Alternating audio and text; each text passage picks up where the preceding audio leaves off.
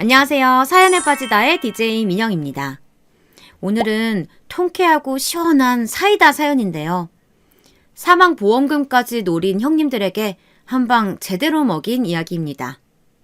오늘 사연 어떤 내용인지 함께 들어볼게요.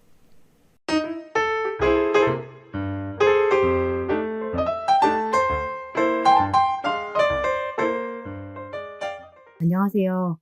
저는 서울에서 멕시코 음식 전문점을 했던 40대 후반의 여성입니다. 저는 서울에만 5개의 점포를 가진 사장이었습니다.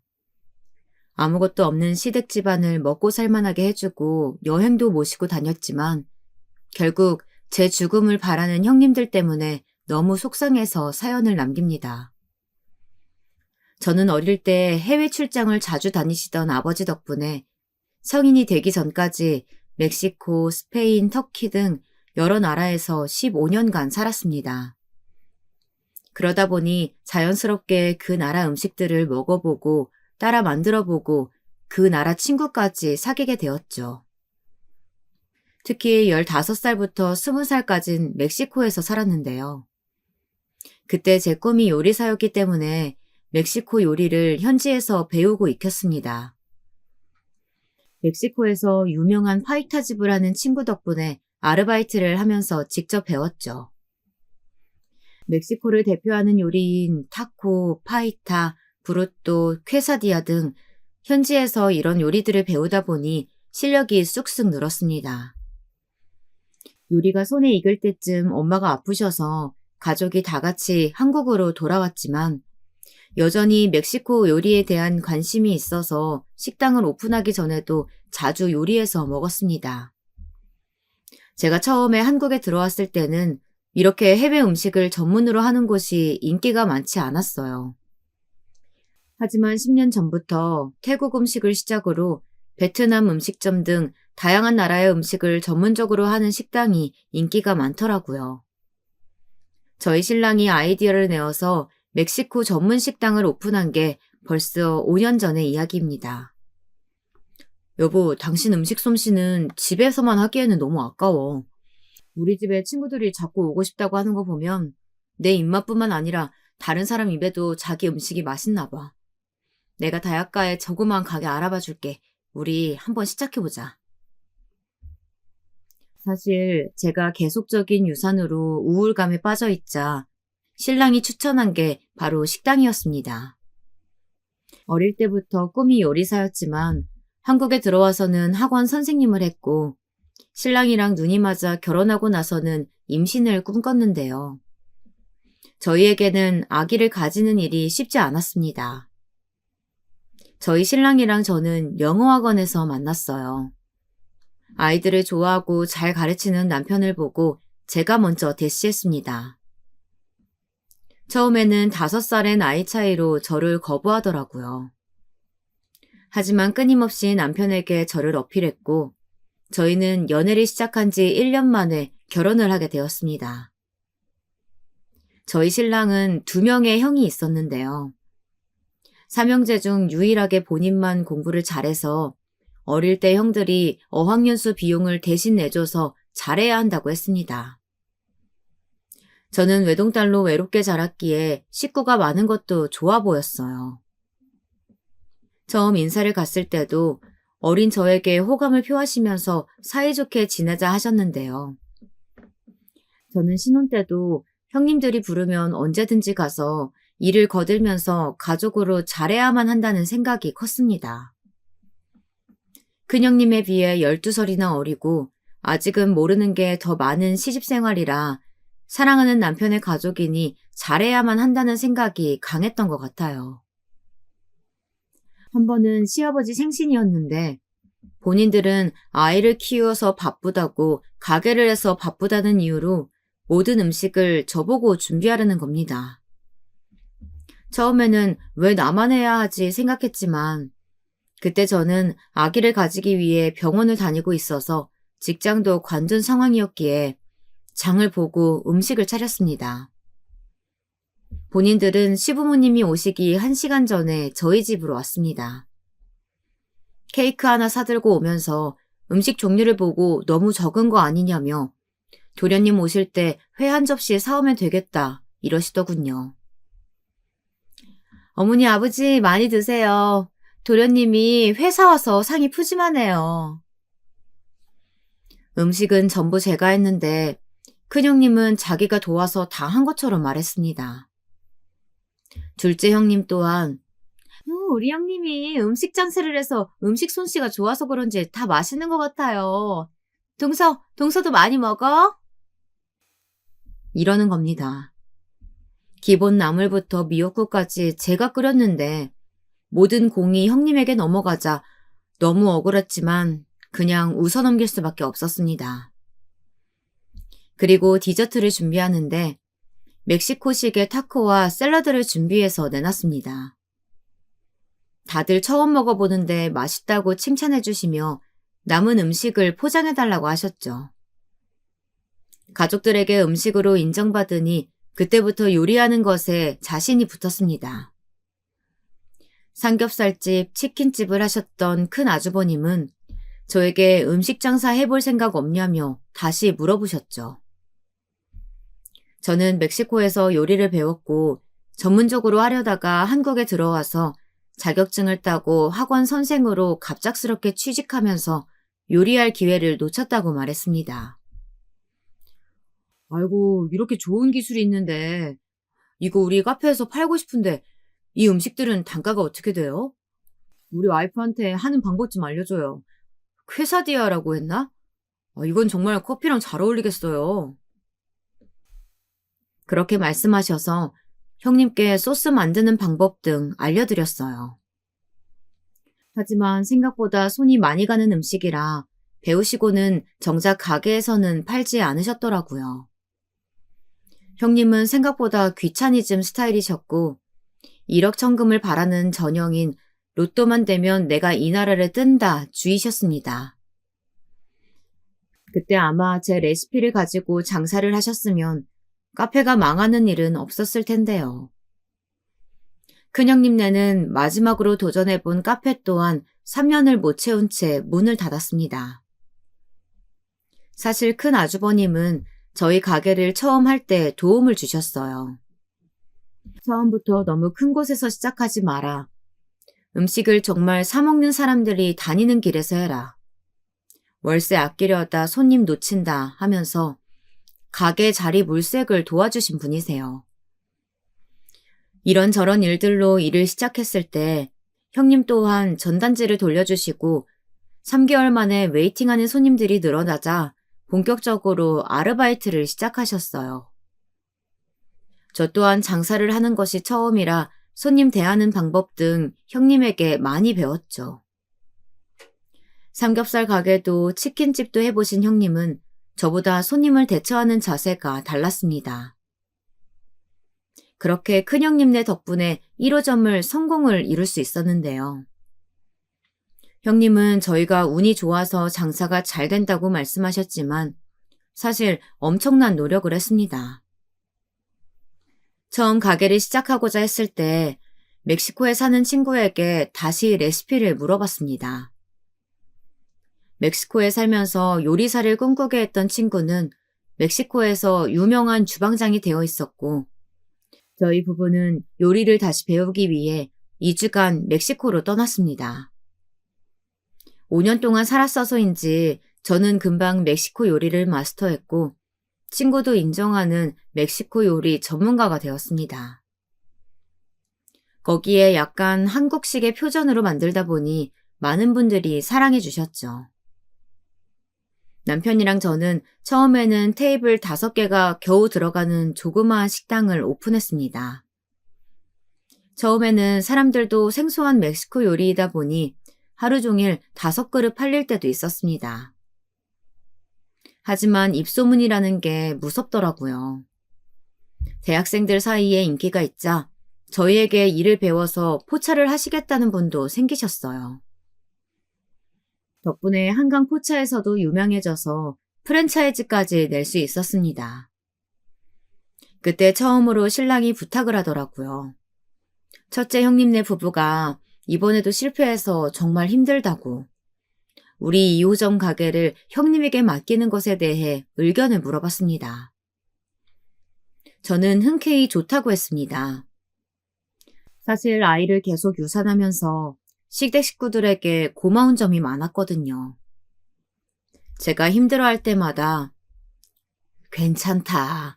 아이가 없어도 너희 부부가 이렇게 안 싸우고 행복하게 살면 엄마는 다 괜찮아. 나는 벌써 손자 손녀 다 있는데 나한테 전혀 미안하다는 생각 안 해도 된다. 네 몸만 신경 써. 괜히 기죽지 말고 씩씩하게 살아. 라고 말해주시는 시어머니 덕분에 유산의 아픔도 빨리 잊을 수 있었습니다. 그리고 두 형님들은 아들, 딸 전부 있어서 집안을 잇는데 문제가 없기도 했고요. 형님들은 요즘은 아이 없이 둘이서 연애하듯이 사는 것도 부럽더라. 아이 있어봐. 정말 돈이 끊임없이 들어서 진짜 힘들어. 나도 다음 생에 태어나면 결혼도 안 하고 화려한 싱글로 살 거야. 하며 늘 걱정하지 말라고 그렇게 말씀해 주시던 형님들 덕분에 시댁에 더 마음이 갔습니다. 어느 정도 가게가 자리를 잡으면 시댁 식구들에게 되돌려 드려야지 생각도 늘 가지고 있었죠. 그래서 명절에는 항상 백화점 상품권을 준비해서 형님들께 드렸고, 어머니 아버지가 아프시면 그 병원도 우리 부부가 모시러 가고 병원비도 저희 부부가 다 부담했습니다. 한 번도 병원비를 나눠서 부담하자고 하거나 혼자 모시고 가는 것에 대해 불만을 표현한 적이 없었습니다. 시어머니, 시아버지는 늘 저희 부부에게 미안하다고 하셨지만 큰형님네도 작은 형님네도 고맙다, 수고했다 이런 문자 한 통 보내지 않았습니다. 사실 서운한 마음도 들었어요. 시댁의 대소사를 혼자 다 하는 느낌이었지만 가족이란 이름으로 뭉칠 수 있는 순간들이 좋았기에 참았습니다. 가끔씩 형님 부부는 종종 질투 아닌 질투를 하는 모습을 보이셨는데요. 어머님, 아버님이 막내 며느리만 이뻐하는 것 같아요. 아들 셋 중 막내 도련님만 늘 챙겨주시고. 그러자 작은 형님네도 도련님만 공부시켜서 좋은 대학 나왔다며. 이렇게 말하며 질투를 하시는 겁니다. 결혼 전부터 알고 있었던 사실이었지만 형들도 내심 막내 동생 공부를 자기들이 시켜줬다고 생각하더라고요. 정말 도움을 준 건 해외에 어학연수 갈 때 쓸 400만 원 주신 게 전부라고 들었는데 말이죠. 그래도 신랑의 형들이고 우리는 가족이니까 이런 생각으로 잘했습니다. 그래서인지 모든 가족들에게 들어가는 돈은 저희가 부담하는 게 당연하다는 듯이 했습니다. 저희 부부가 너무 호구같이 굴어서 더 그랬던 것 같기도 하고요. 그렇게 저희는 정말 아이가 없는 대신 시댁 식구들에게 더 정을 붙이고 더 잘해주려고 애썼습니다.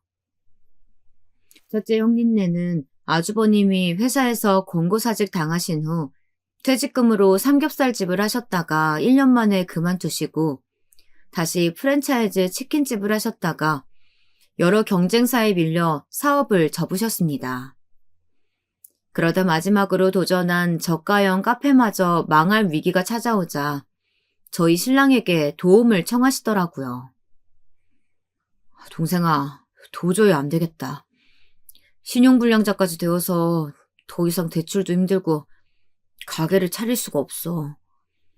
형이 열심히 배울 테니까 일 좀 시켜줘. 우리 아들 초등학생인데 아빠가 집에서 놀 수는 없잖아. 그렇게 형님 부부는 저희 가게 사장급 매니저로 취직을 하셨어요. 계속된 사업 실패로 신용불량자가 되어버린 형님 부부는 가게를 새로 오픈할 수가 없어서 저희 이름으로 된 2호점을 맡겼는데요.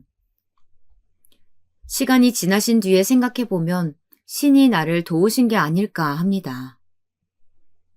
왜 이런 이야기를 하는지는 나중에 아실 거예요.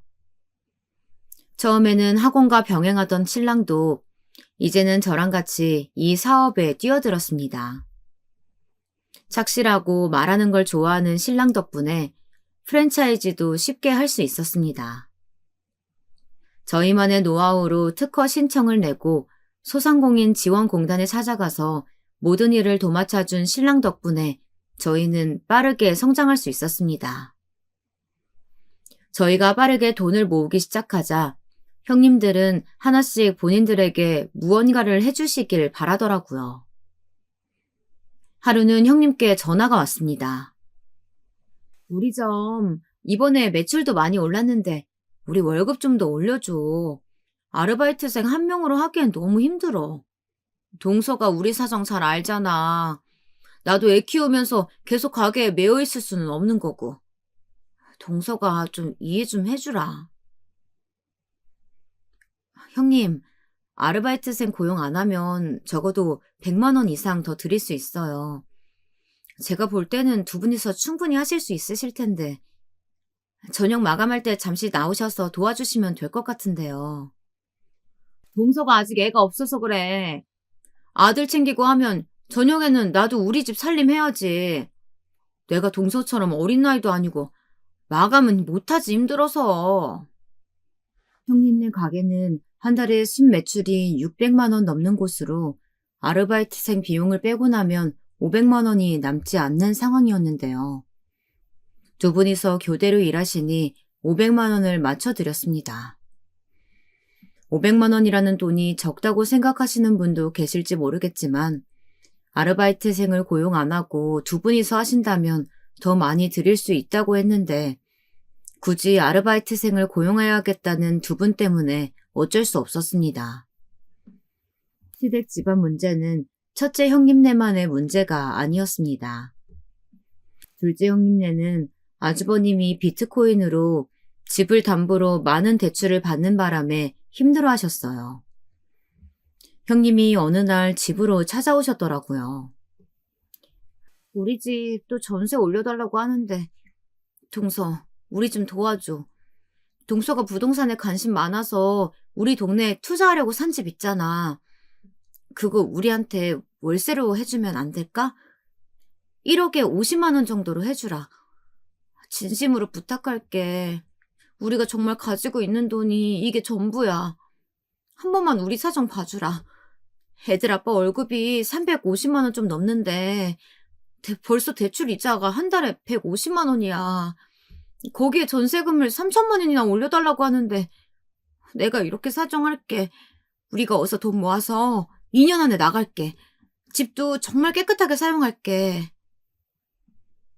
형님, 그럼 한 달에 50만 원 월세는 꼭 입금해 주셔야 돼요. 그럼 동서 내가 미안해서라도 월세만큼은 꼭 낼게. 사실 저는 부동산에 관심이 많아서 장사를 하면서 한 푼 두 푼 모아 집을 늘려가고 있었습니다. 어차피 전세로 돌리는 집이었기에 5억 시세보다 많이 저렴하지만 월세 50만 원을 받고 빌려드리는 게 좋을 거라고 생각했어요. 남에게 빌려줘서 집을 엉망으로 사용한다는 이야기를 많이 들어서 적어도 형님에게 전세를 주면 집을 엉망으로 만들 거라고 생각하진 않았는데 이조차도 저의 큰 착각이었네요. 처음에는 매달 고마워하면서 월세를 입금해 주시더니 어느 순간 입금 금액을 30만 원으로 줄여서 내시더라고요. 동서 미안해. 이번 달에 나가는 돈이 너무 많네. 30만 원만 보낼게. 저희도 대출이자 올라서 돈이 필요한데 다음 달엔 꼭 50만 원 입금해 주세요. 아유, 동서네가 제일 잘 사는데 우리 사정 좀 봐주라. 동서한테 20만 원은 적은 돈이잖아. 그래도 사랑하는 가족이니까 너무 돈을 달라고 독촉하는 것도 기분 상하실까봐 말도 못했습니다. 저희 부부는 명의는 우리 집이니까 괜찮다 이렇게 생각한 것 같아요. 그렇게 저희는 두 형님께 가게 2호점 그리고 저희 집을 내드렸습니다. 저희가 이렇게 잘해줘서일까요? 형님 부부는 정말 저희 부부를 아껴주셨어요. 저희 부모님이 돌아가셨을 때도 3일 내내 자리를 지켜주셨고, 저 쓰러질까봐 걱정해주시면서 마지막 날까지 친동생처럼 아끼면서 외롭지 않게 할게요. 라고 말씀하시면서 울고 있는 저에게 많은 힘을 주었습니다. 그때부터 정말 저는 바보처럼 좋은 게 있으면 형님들부터 드렸던 것 같아요. 동서, 이번에 우리 애 입학식 가야 되는데 내가 명품백이 하나도 없잖아. 동서 저번에 생일에 도련님이 명품백 사줬지? 그거 나 하루만 빌려주면 안 돼? 하면서 빌려가시고는 자기는 남편을 잘못 만나서 이런 가방 하나 없다고 신세한탄을 하셔서 가방을 드리기도 했습니다. 그런데 하루는 저도 없는 저희 집에서 커피 머신을 빌려간다고 들고 가시더니 돌려주시지 않는 겁니다. 동서는 집에 잘 없잖아. 가게 갔다가 오면 저녁인데 그때 카페인 마시면 잠을 못 자니까. 내가 이 커피 머신 조금만 사용하고 줄게. 나는 집에 있으니까 커피가 그렇게 마시고 싶은데 우리가 동선의 집에 사는데 커피값이라도 아껴야 월세라도 내지. 이해하지? 지금 생각해보면 전혀 이해가 되지 않는 일인데 그때는 귀신에 씌인 건지 네, 알겠어요. 그렇게 하세요. 하면서 명품 가방도 커피 머신도 다 드렸네요. 하지만 간간히 형님들은 제 안부를 살뜰히 챙기며 반찬을 만들어주시기도 하시고 보약에 비타민에 영양제까지 사주시면서 우리 집안은 동서가 다 살린 거야. 동서 덕분에 우리가 이렇게 사이좋게 지낼 수 있는 거야. 이러면서 저를 동생처럼 여긴다고 늘 말했습니다. 두 형님은 만날 때마다 제 손을 잡으면서 고맙다는 말을 늘 하셨었죠. 그리고 다른 사람 앞에서 저희 가게를 칭찬하면서 사랑하는 내 동생이라고 자랑하기도 했습니다. 형님들의 그런 행동들 때문에 원망하는 마음도 사라지더라고요. 그리고 어느 정도 가게가 안정세를 접어들자 저는 형님들께 통 큰 선물을 했습니다. 형님들이 저를 동생처럼 아껴주셔서 제가 작은 선물 준비했어요. 여기 차 키요. 두 분 다 10년 넘은 차 타고 다니시는 거 알아요. 저 유산했을 때도 챙겨주시고 지금도 반찬에 보양식에 늘 챙겨주셔서 감사합니다. 저도 형님들께 잘할게요. 사실 두 형님들은 10년 전 아반떼를 가지고 계셨는데 이번에 나온 신형 아반떼를 선물로 해드렸습니다. 막내야, 네 차 덕분에 우리도 신형차를 다 타보네. 고맙다. 덕분에 배달도 더 열심히 다닐게. 정말 네가 결혼 잘해서 우리 집에 로또 같은 아이를 데리고 왔구나. 저 아주버님은 아주 신나하셨어요. 형님들도 제 두 손을 잡으시고는 동서 정말 고마워. 앞으로도 아프거나 힘든 일 있으면 나한테 전화해. 내가 친동생처럼 동서 생각하는 거 알지? 동서 덕분에 정말 요즘 살맛이 나는 것 같아. 조카 또한 제 손을 잡으면서 숙모 고마워요. 계속 돈 잘 벌어서 숙모 재벌돼서 백종원 아저씨 같은 분 되셨으면 좋겠다. 천진만난한 조카의 말에 저희 가족들은 다 웃었습니다. 이게 꿈이라면 영원히 깨고 싶지 않을 정도로 행복한 날들이 이어졌습니다. 전부 저의 착각 속 가족의 모습이었죠. 현실의 모습은 달랐습니다. 어머니 생신을 맞이하여 떠난 가족여행에서 그들의 민낯을 알게 되었습니다. 어머, 동서 덕분에 우리가 이렇게 비싼 호텔방에서 자보네요. 속초 바다도 보이고 침대도 너무 편하고 어머니 생신 덕분에 우리도 오래간만에 바닷바람 마시니까 좋아요. 그러게요, 형님. 속초 앞바다도 이렇게 좋은데 다음에 우리 가족 다 같이 태국이라도 가요. 어머님, 아버님 살아계셨을 때 모시고 가면 좋잖아요. 동서 시간 날 때 말만 해. 내가 잘 알아볼게. 아, 우리 다 같이 여행 오니까 너무 좋다. 우리 해외여행도 가자. 막내 아가, 호텔 예약하고 식당 예약한다고 고생했다. 내가 말년에 며느리 잘 봐서 이런 호사를 누리네. 설악산 케이블카도 20년 전에 타보고 처음 타보고. 고맙다. 평생 기억에 남을 것 같아. 바다도 오랜만에 보니까 참 좋구나. 누구보다 저를 예쁘다 해주시고 아껴주시는 시어머니가 작년 TV 프로그램에 나오는 설악산을 보시고는 죽기 전에 꼭 한 번만 더 올라가 보고 싶다고 말씀하셔서 올해 생신 선물로 온 가족 강원도 여행을 준비했습니다. 당연히 모든 형제들 중 저희 부부가 가장 잘 살기도 하고 아이가 없어서 상대적으로 지출이 적기에 저희 부부가 부담하는 걸 다들 당연하게 생각했어요. 저 또한 그때는 시댁 식구들이 진정한 가족이다 생각했기 때문에 무엇 하나 아깝지 않았습니다. 그들은 저를 돈봉투로 생각했는데 바보 같은 저는 그걸 이제야 안 거였죠. 사건은 설악산 케이블카를 타고 정상을 찍고 내려오는 화장실에서 일어났습니다. 여러분, 그런 기분 아실까요? 몸 안의 모든 온기가 심장에서부터 머리까지, 그리고 손끝, 발끝으로 모래처럼 빠져나가는 기분. 6월의 한낮인데도 추워서 몸이 떨리는 기분. 딱 제가 그날 그랬습니다. 화장실에서 둘의 대화를 듣고 제 마음도 몸도 얼어붙었습니다. 두 형님들이 화장실에 들어가시고 화장지가 없을까봐 3분 정도 뒤에 화장실로 들어갔어요. 전 아직도 그날 그 순간을 잊지 못합니다. 형님, 아까 그년 바위에서 밀어버렸으면 프랜차이즈도 다 우리 건데. 저희가 대주주 되는 거 아닌가요? 매번 자기 덕분에 우리가 밥 먹고 산다는 식으로 꼴값 떠는데 정말 보기 싫어요. 그러게 말이야. 자기가 막내면 막내답게 행동해야지. 돈 좀 있다고 유세나 떨고.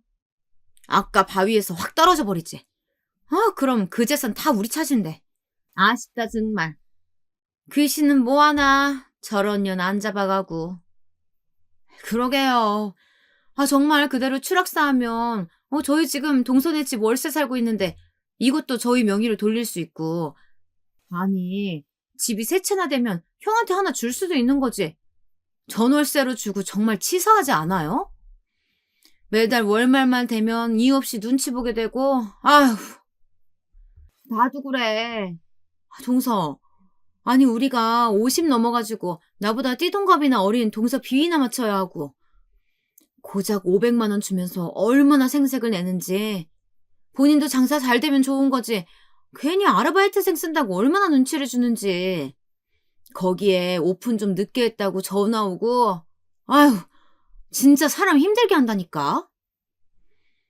그러게요. 역시 있는 것들이 더한다고. 우리 형들이 공부를 안 해가지고 상대적으로 도련님이 좋은 대학 가서 학원에서 둘이 만났고 도련님이 식당 하자고 해서 잘 된 거니까 결국 우리에게도 지분이 있는 거지. 아휴, 어디서 그냥 확 죽어버렸으면 좋겠네. 내 말이 확 밀어버릴걸. 아쉽네, 아쉬워. 두 형님의 믿을 수 없는 대화를 듣고 나니 손이 덜덜 떨렸습니다. 아니, 저 덕분에 큰형님은 장사를 시작하셔서 처음으로 망하지 않고 매달 500씩 벌고 계시고, 작은 형님은 돈이 없어서 전세살이 하다가 제가 부동산 투자 겸 가지고 있던 아파트 반의 반값에 계약을 해서 살고 계신데, 제가 죽으면 다 자기들에게 재산이 간다고 생각하시더라고요. 손발이 덜덜 떨렸습니다.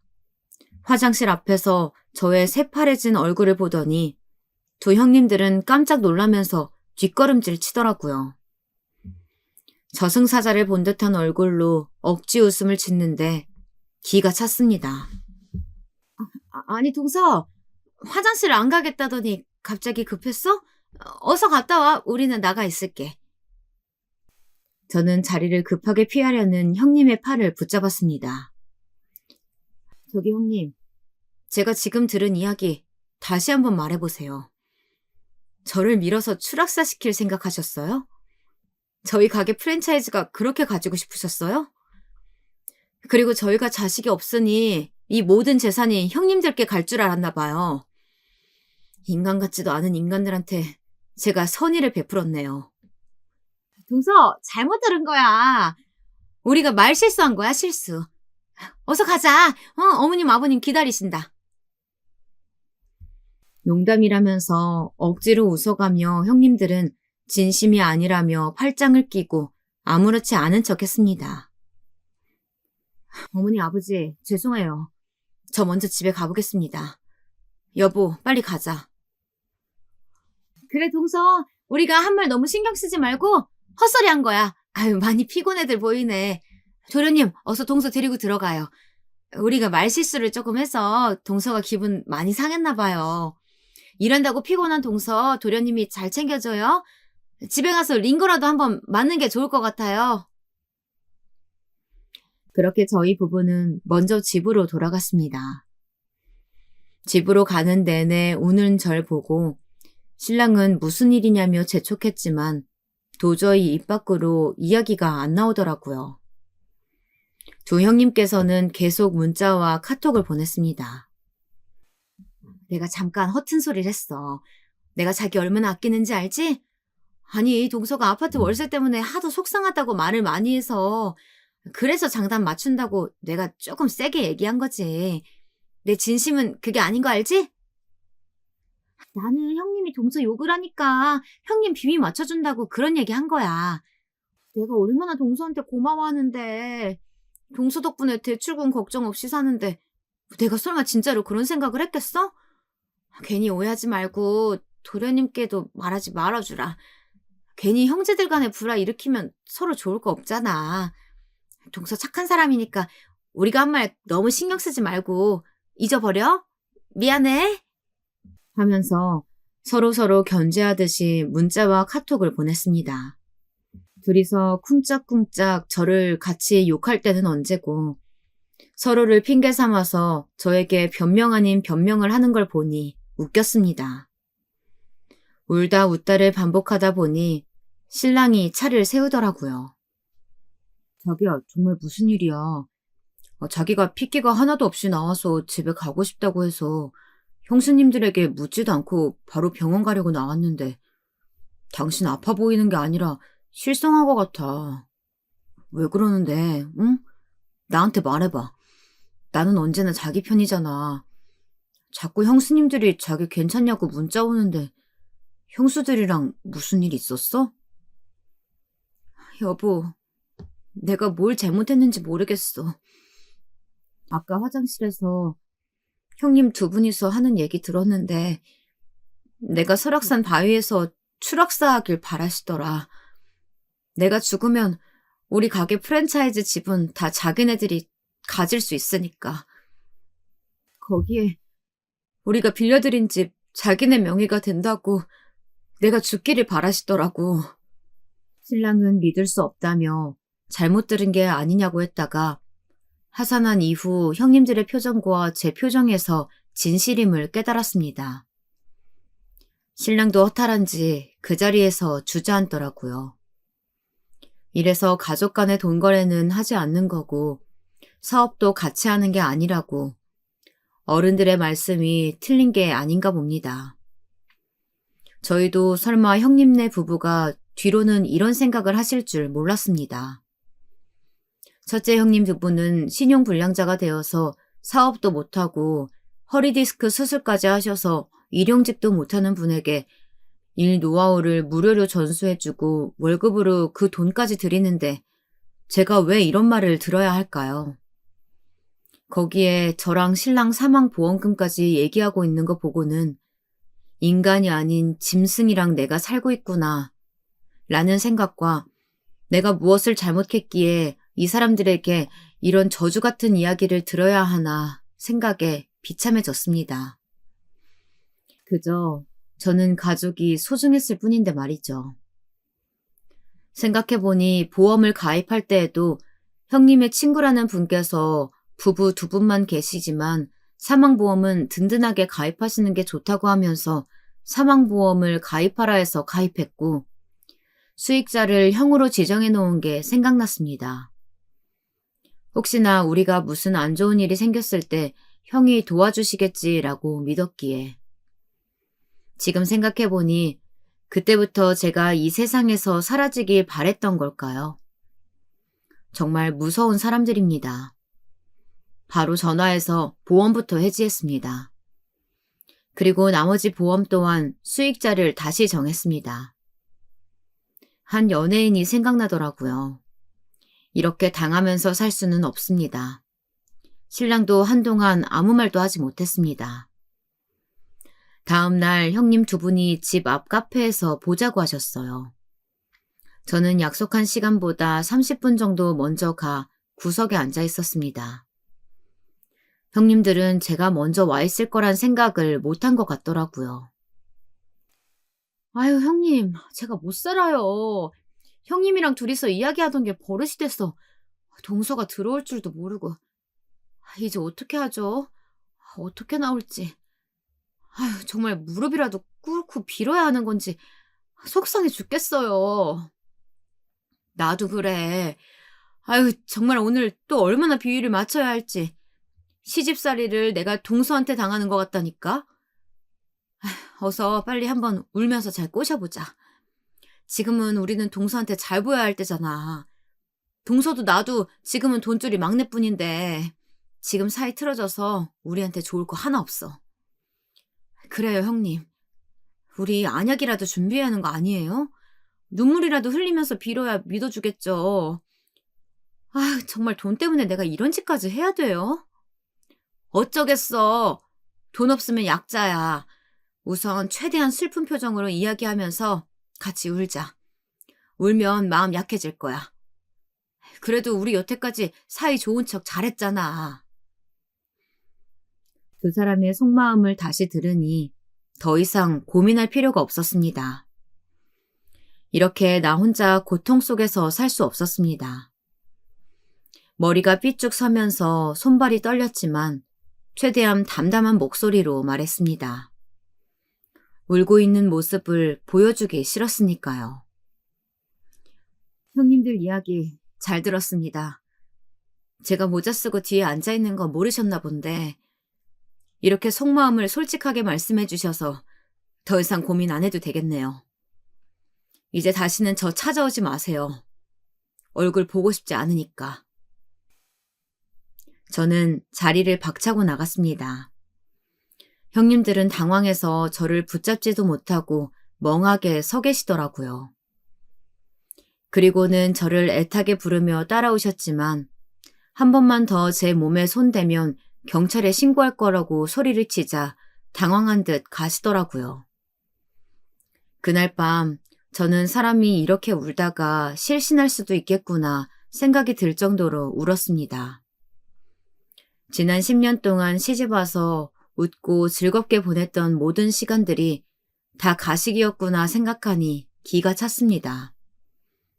그들의 사랑이 진심인 줄 알고 내 모든 걸 내줬는데 그들에게 나는 돈봉투 그 이상 그 이하도 아니었구나 생각하니 가슴이 찢어질 듯 아팠습니다. 그런 제 모습을 보고 저희 신랑도 무너지더라고요. 자신의 형제들이 이렇게 나올 줄 몰랐던 거겠죠. 신랑은 울면서 미안하다. 내가 정말 미안해. 몇십 번을 사죄하고 괜히 나랑 결혼해서 우리 자기가 이렇게 가슴 아픈 일을 당한다며 본인을 탓했습니다. 그리고는 시댁과의 연을 끊겠다며 이제 우리 둘만 생각하자고 했습니다. 방 안에 앉아 생각했습니다. 왜 나 혼자만 이렇게 아파야 할까요? 억울했습니다. 우선 법적으로 그들을 망하게 할 방법부터 찾아봤습니다. 우선 전세를 준 집을 나가라고 통보했어요. 법적으로 4년이 지나면 세입자에게 이사를 통보할 수가 있고 그들은 전세 5억짜리 집을 저에게 1억에 50만 원이라는 전월세로 살고 있었습니다. 그 월세 50만 원 또한 적게 주거나 작년부터는 한 번도 입금을 해주지 않았습니다. 코로나로 인해 작은 아주버님 회사가 성과급이 나오지 않아서 힘들다. 아이가 초등학교 입학하니 학원비로 돈이 너무 많이 나간다. 그런 이유였습니다. 저희 가게에서 파트타임으로 일할 때도 있었는데 늘 출근 시간보다 늦게 나오고 이유 없이 빠른 퇴근을 했지만 그때도 좋은 게 좋은 거고 우리는 가족이니까 이해하자는 신랑의 말에 흔쾌히 받아들였습니다. 하지만 이제는 아니죠. 변호사를 만나서 집 문제부터 법정 소송에 들어갔습니다. 아니, 동서, 우리가 남도 아니고 이렇게 갑작스럽게 집을 빼라고 하면 어떡해? 애들 학교는 어떻게 하라고? 우리가 뒤에서 욕 좀 했다고 지금 이렇게 시위하는 거야? 생각보다 동서 너무 이기적이다. 아니, 시세의 반의 반값으로 4년이나 살았으면서 저에게 이기적이라고 하는 형님을 보니 이 사람들은 전혀 나에게 죄책감이 없구나. 그저 나를 ATM기로 생각했구나. 더 이상 이렇게 봐줄 수 없다는 생각만 들었습니다. 주택 임대차 보호법이라고 우기는 형님을 보면서 지난 2년 가까운 기간 동안 월세를 주지 않은 것을 저 또한 준비했습니다. 입금 통장 내역을 뽑고 전월세 계약서를 뽑아서 제출했어요. 당연히 제가 이겼죠. 그렇게 작은 형님네가 전화로 저에게 온갖 욕을 다 할 때 큰형님은 바로 시부모님께 울면서 찾아갔더라고요. 어머니, 제가 동서 욕 좀 했다고 저랑 아비랑 지금 가게에서 쫓겨나게 생겼어요. 아니, 제가 진짜로 살인을 저지른 것도 아니고 그저 동서가 버는 것도 많은데 우리한테 해주는 거 없어서 투정 부린 건데 가게에서 나가라고 하네요. 어떻게 하루아침에 형을 해고시킬 수가 있어요? 어머님이 좀 알려주세요. 당장 이 시국에 직장을 어떻게 구해요? 어떻게 저렇게 인정머리 없이 구는지. 어머니 아들도 지금 당장 일할 것도 없어요. 나도 막내한테 다 들었다. 어떻게 사람이 죽었으면이라는 소리를 입 밖으로 낼 수가 있어. 아니, 너희는 인간으로서 할 말이 있고 못할 말이 있는데 나도 너희 편 못 든다. 너희가 싹싹 빌어. 나한테 와서 투정할 게 아니라 동서한테 가서 무릎이라도 꿇고 빌어야지. 어머니도 결국 돈 많이 주는 며느리가 좋으신 거죠? 같은 며느리면 뭐하나요? 받을 것도 없는 재산에 제가 그렇게 잘했는데 아무 소용없네요. 이제 저희 연 끊어요. 어머니는 저희 편 들어주셔야지. 너무하시네요. 방에서 조용히 이 대화를 듣고 있던 저희 신랑이 이 말을 듣고 더 화가 나서 따졌습니다. 아무리 속상해도 시어머니 앞에서 할 말이 있고 못할 말이 있는데 가족 간의 인연을 끊자는 말이 이렇게 쉬울 줄 몰랐습니다. 그 다음날 큰 아주버님도 찾아오셨더라고요. 제주씨, 제가 이렇게 사과할게요. 한 번만 봐주세요. 그날도 저는 제주씨가 그냥 아픈 줄 알았어요. 우리 집사람에게 물어보니까 둘째랑 험담 조금 했다고 해서 심각하게 생각 못했습니다. 그렇게 사람을 죽인다는 말을 할 줄 몰랐어요. 저희 애들 엄마가 잘못했어요. 저는 애들이랑 살아야죠. 이혼하라고 하면 이혼할게요. 그러니까 제발 가게만은 할 수 있게 해주세요. 그날 저녁 큰형님네는 경찰에 소음 민원이 날 만큼 크게 다투셨다고 하더라고요. 사건의 전말을 전부 다 들은 아주버님은 형님에게 당장 나가라고 소리쳤다고 하더라고요. 아주버님 입장에서는 삼겹살집, 치킨집, 카페까지 단 한 번도 성공을 못한 장사가 이제 막 자리를 잡아가고 일하는 즐거움을 느끼고 사는데 당장 형님이랑 이혼할 테니 장사만큼은 하고 싶다고 사정사정을 하셨습니다. 솔직히 저는 아주버님 얼굴도 보고 싶지 않았습니다. 그때 신랑이 형, 나 당분간 형도 얼굴 안 보고 살고 싶으니까 나타나지 마. 솔직히 형도 믿을 수가 없네. 형수 혼자만의 생각이겠어? 형 말도 믿을 수 없으니까 이혼 서류 접수하면 말해. 그럼 믿어줄게. 가게도 내 이름으로 되어 있으니까 당분간 출근하지 마. 해고야. 실업급여 신청하든가. 신랑은 단호하게 형을 내쫓았습니다. 솔직히 통쾌하더라고요. 아주버님은 늘 술만 마시면 가게가 잘 되는 건 다 내 덕분이다 하면서 자리 잡을 때 가게 찾을 때 도움 주신 걸로 늘 생색을 내셨습니다. 사이가 좋을 때는 감사했지만 지금은 전혀 그런 마음이 들지 않았습니다. 다음날 저녁 형님은 저희 가게를 뒤집으셨습니다. 평소 막장 드라마에서 이런 장면이 나오면 역시 못 배운 사람들이 저렇게 난리 피는 거야.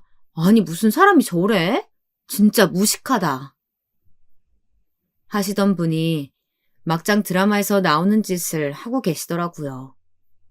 의자를 던지고 고래고래 소리를 치면서 말이죠. 이게 형님의 본 모습이겠죠. 아이고, 인연이 아주 우리 부부 이혼을 시키네.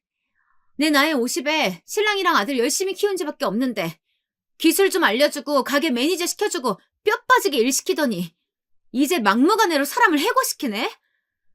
아이고, 나는 이렇게 못 살아. 여러분, 여기 이 사람이 아무 이유 없이 저를 해고하려고 합니다. 아주 갑질하고 있어요. 한창 저녁 시간 포장 손님부터 식사 손님까지 본인도 가게 해봤으면 입소문이 얼마나 무서운 줄 알면서 이런 행패를 부렸습니다. 저는 경찰에 신고했고 형님은 영업방해로 경찰서에 끌려갔습니다.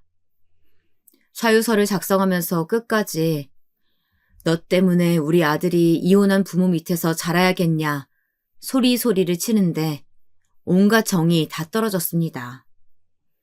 아주버님 또한 경찰서에서 잘못했으니 용서를 빈다고 하다가 말 한마디 잘못했다고 지금 너무한 거 아니냐며 오히려 큰 소리를 치시더라고요.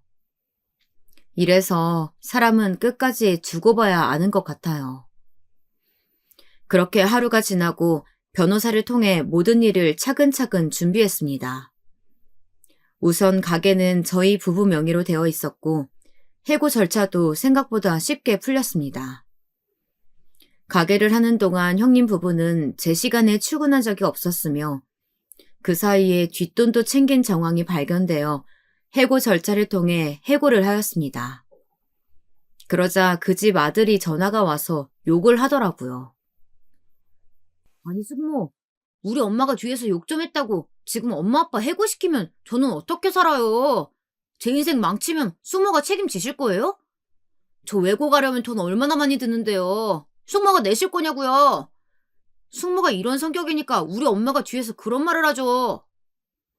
정말이지 콩 심은 데 콩 나고 팥 심은 데 팥 난다는 말이 틀린 말이 아니더라고요.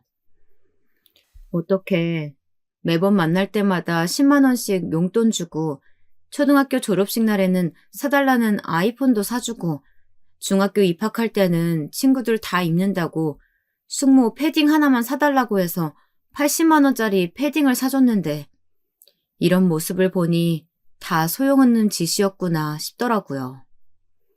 이뿐만이 아닙니다. 또 하루는 아주버님이 술을 드시고 3호점 가게에 오셔서 의자를 집어던지고 고래고래 소리를 치는 겁니다. 놀라서 신랑에게 전화를 거니 신랑이 와서 형을 끌어내리더라고요.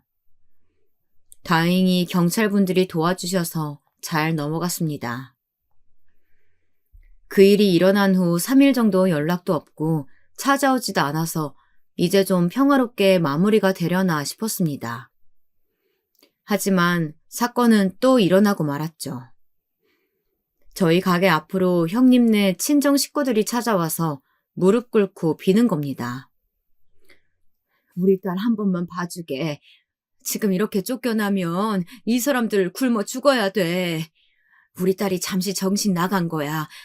이혼하면 어떻게 살라고. 나를 봐서 한 번만 봐주실게. 70대 후반에 형님이 오셔서 비는데 잠시 넘어갈 뻔했지만요. 그래도 용서는 되지 않더라고요. 형님 동생도 와서는 우리 언니가 진짜 잘못했어요. 우리 언니가 친동생인 나보다 동서 더 많이 아끼고 챙겨요. 한 번만 봐주세요. 우리 언니 이제 50 넘어가는데 지금 형부랑 다 같이 백수 되면 어떻게 살아요? 백수가 될 뻔한 분들을 저희 부부가 살만하게 해드리니 죽이겠다고 생각하는 분들에게 제가 더 이상 무엇을 해드려야 하는지 묻고 싶었습니다. 매일매일 동서 내가 진짜 잘못했어. 한 번만 봐줘. 하면서 자꾸 찾아오니 그것조차 스트레스가 되었습니다. 얼굴조차 보기 힘든 사람들이 매일매일 집 앞에서 기다리고 있으니 집으로 가는 길이 너무 힘들었습니다. 그뿐만이 아닙니다. 둘째 형님네는 집에서 쫓겨날 상황에 처하자 모든 짐을 저희 집으로 보냈습니다. 저희 때문에 원룸으로 쫓겨났으니 짐 둘 곳이 없다는 이유였습니다. 저희는 지금 당장 이 짐을 들고 가지 않으면 쓰레기 투기죄로 고소한다고 했습니다. 그러자 사람이 어떻게 그럴 수 있냐며 소리소리 치는데 정말 이사는 저희가 가야 될 것 같았어요. 동네 사람들이 다 나와서 쳐다볼 정도로 작은 형님은 아파트 단지 안에서 난리를 피웠습니다. 정말 막장 드라마가 현실에서 일어나는 느낌이었죠. 작은 형님네 또한 시부모님 댁에 가서 소리치며 싸웠다고 하더라고요. 어머니, 동서 좀 말려주세요. 저희 가진 돈으로는 원룸밖에 못 구하는데 이 사람 잘 데 없으니까 어머니 댁에서 자꾸 먹고 하라고 해요. 아니 지금 저희의 사춘기라서 정말 예민한데 동서는 이렇게까지... 저희 내치고 얼마나 잘 사는지 두고 볼 거예요. 정말 사람이 어떻게 저렇게 모진 건지 안 좋은 소리 한 번 했다고 이렇게까지 정말 인성 쓰레기네요. 아니 너희들은 사람이 하면 안 되는 말을 해놓고 어떻게 그러니? 매일 해외여행이다 하면서 너희들끼리 놀러 다니기만 하고 동생이 그만큼 해줬으면 너희 힘으로 더 열심히 모아야지. 어떻게 사람 죽일 생각을 하고 너희가 정말 인간이니? 정말 너희가 무섭구나. 가서 빌고 사정하고 해라. 나는 부끄러워서 막내 아기 얼굴도 못 보겠다. 그 아기가 너희한테 얼마나 잘했는데 집도 내어줘, 차도 사줘, 부모 병원비도 다 막내가 부담했다고 그러놓고 지금 왜 너희 편 안 들어주냐며 화내는 거니? 나가거라. 얼굴 보기도 싫다. 어머니도 기가 차셨는지 적반하장 형님의 태도에 엄청 화를 내셨습니다. 그리고 몸져 누우셨습니다. 형제들끼리 이런 일이 생기니 두 분 다 정신적으로도 많이 힘드셨겠죠. 이런저런 사건들이 계속 생기니 오기가 생기더라고요. 저희는 기가 차서 여태껏 빌려준 돈도 다 받기로 했습니다. 사실 지난 3년 동안 큰 형님네는 5천만 원을, 작은 형님네는 3천만 원 정도 빌려드렸습니다. 한 번은 아이가 아픈데 병원비가 없다는 이유로 결제 좀 부탁한다고 한 적도 있었습니다. 동서, 우리 아이가 지금 수술 급하게 해야 되는데 수술하고 나면 병원비를 카드로 해야 된대. 근데 우리가 지금 신용불량이라 큰 돈을 낼 여력이 안 돼. 동서가 결제하고 나면 내가 할부로 갚을게. 지금 생각해보면 저는 정말 바보였습니다. 다들 최대한 빨리 갚을게. 동서 덕분에 숨통이 쉬인다. 이렇게 말씀하셨지만 어느 순간에 빌렸다는 사실조차 기억하지 못하는 것 같았습니다. 그러다 늘 비싸고 맛있는 음식이 먹고 싶으면 저희에게 전화를 거셔서 우리 같이 맛있는 집 가자 하면서 계산은 우리가 내는 걸 당연하게 생각하시더라고요. 지금 생각해보니 그 사람들은 저를 동생으로서가 아니라 돈 벌어오는 기계로 생각한 것 같아요. 그걸 전 이제야 알게 되었네요. 이 사람들의 본 모습을, 나를 어떻게 생각하고 있는지. 두 형님들의 만행은 이걸로 끝나지 않았습니다. 하루는 아는 사장님께 전화가 왔습니다. 사장님, 요즘 바쁘시죠? 혹시나 이 글 봤는지 모르겠는데요. 그 맘카페에 사장님 가게에 대한 안 좋은 글이 올라와서 한번 보시라고 보내드려요. 아무리 익명이라고 하지만 저도 대충 사정은 전에 들어서 아는데 가족끼리 너무하는 것 같네요. 사장님 한번 읽어보시고 운영자에게 글 내려달라고 해요. 지금 댓글도 너무 안 좋아요. 사장님의 급한 목소리에 무언가 잘못되고 있다는 생각이 들었습니다. 저는 얼른 들어가서 익명방에 글을 봤습니다. 누가 읽어도 저희 가게인 줄 알 것 같은데 정말 저를 천하의 나쁜 년으로 글을 작성했더군요. 부부 둘이서 열심히 일했는데 어느 정도 가게가 매출이 오르자 형네 부부를 쫓아버린 비양심적인 가게를 고발합니다. 라는 글로 자기들 잘못은 하나도 없이 우리가 돈에 미쳐서 쫓아내는 정말 인간 쓰레기로 만들어진 글을 보니 용서가 되지 않더군요. 아무것도 모르는 사람들은 댓글로 비공개로 저희 가게를 알리듯 퍼져나갔고 어느새 댓글 수가 300개를 넘어가자 글은 지워졌습니다. 아마 형님도 아차 싶었나 봐요. 본인이 사람을 죽이려 했다는 사실은 밝히지 않은 채 저희 가게에 대한 안 좋은 소문을 내고 싶었나 봅니다. 형님의 생각보다 많은 댓글이 달리자 겁이 나서 지운 거겠죠. 저희는 또 고발을 했고 경찰서에서 다시 만나게 되었습니다. 처음에는 내가 술을 마셔서 정신이 나가서 그랬다. 갑자기 살 길이 막막해지니 어쩔 수 없었다며 용서를 빌다가 나중에는 이렇게 돈 가지고 사람 무시하는 거 아니다 라면서 갑질하는 걸로 인터넷에 올리겠다 위협까지 하더라고요. 솔직히 인터넷으로 올리면 누가 더 욕을 먹을까요? 더 이상 말이 통하는 상대가 아니라고 판단하고 저희 또한 모든 시댁 전화번호를 차단했습니다. 이런 일이 계속 일어나자 신랑은 모든 가게를 접고 부동산을 처분하고 해외로 나가자고 하더라고요. 신랑이나 저나 영어를 잘했기 때문에 사실 이민이 어려운 일은 아니었습니다. 살면서 저희가 이민을 생각한 적은 많았어요. 한국에서는 아이 없이 사는 부부를 불편하게 하는 시선들이 저에게는 상처였거든요. 그런 상처를 시댁 식구들에게 헌신하면서 만족하며 살았는데 제가 죽기를 바라는 사람들이랑 더 이상 가족이라는 이름으로 묶이고 싶지 않았습니다. 그렇게 저희는 하나하나 정리를 시작했어요. 우선 가게는 지방에 프랜차이즈를 냈던 분이 인수하시기로 결정했으며 부동산은 둘째가 안 나간다 버텼지만 결국 법정 소송으로 이겨서 문제가 없었습니다. 그렇게 저희는 캐나다 이민을 준비했습니다. 신랑은 학원 선생을 하기 전에 어학연수로 갔다 왔던 캐나다에서 꼭 다시 살고 싶은 마음이 있다고 하였고 저는 지긋지긋한 한국만 벗어나면 된다는 생각뿐이었습니다.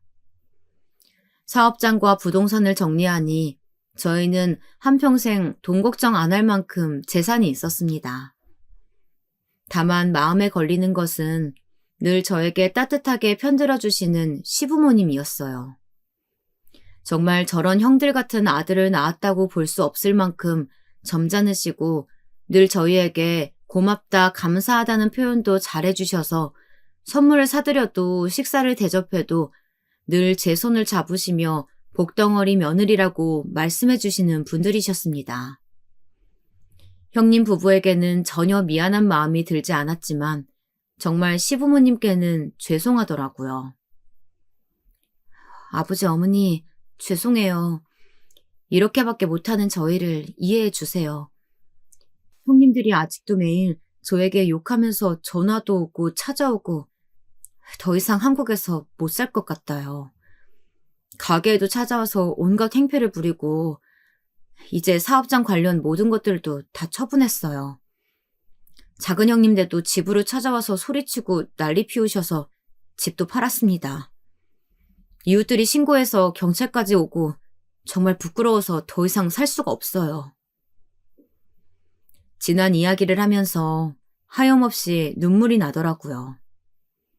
저희 신랑도 울면서 어머니께 말씀드렸어요. 저희 부부가 해드릴 수 있는 건 이 통장이에요. 분명 형들이 찾아와도 절대로 주지 마시고 병원비 아끼지 마시고 사용하세요. 아마 형들은 당분간 어머니 아버지한테 연락도 안 하고 정신 못 차리고 난리 피울 수도 있을 것 같아요. 그럴 때 괜히 버스 타지 마시고 택시 타고 병원 다니세요. 형제들끼리 이런 모습 보여서 죄송합니다. 저희 죽고 난 재산까지 탐내는 사람들에게 더 이상 호구처럼 돈 퍼주지 않을 거예요. 저흰 할 만큼 했습니다. 저희 이야기를 들으신 어머니는 제 손을 잡으면서 우시더라고요. 아가, 고생 많았다. 안 그래도 정환이가 찾아와서 그간 있었던 일 다 말해주더라. 어찌 인간의 탈을 쓰고 그런 짓을 하는지 내가 차마 너를 볼 낯이 없다. 가서는 마음 편하게 행복하게 살아. 간혹 생각나면 전화 한 통 해다오. 그렇게 저희는 한국에서의 아픈 기억을 잊고 지금 행복하게 캐나다에서 살고 있습니다. 저희에게 집을 빼앗긴 형님은 식당에서 설거지 아르바이트를 하고 계시고요. 큰형님네는 결국 이혼을 하셨고 형님은 빌딩 청소 일을 한다고 들었습니다. 저희는 캐나다에서 에어비앤비를 하면서 즐겁게 보내고 있습니다. 평생 악착같이 돈 벌지 않아도 생활할 수 있는 재산을 모았고 신랑이랑 이렇게 둘이서 행복하게 살 일만 남았네요. 더 이상 시댁 식구들에게 퍼주는 일도 없을 거고 훗날 저희가 이 세상을 떠날 때를 대비해서 모든 재산을 미혼모 가정에 기부하기로 법적 조치도 해놨습니다. 100원짜리 하나라도 그들에게 가는 게 아깝고 싫으니까요. 여기서 사연으로 풀어내니 이제 정말 다 털어버린 것 같아서 마음이 편합니다. 이렇게 저희 부부가 행복하게 사는 게 제일 큰 복수겠죠. 저의 이야기 들어주셔서 감사하고요. 다들 행복한 하루 보내세요.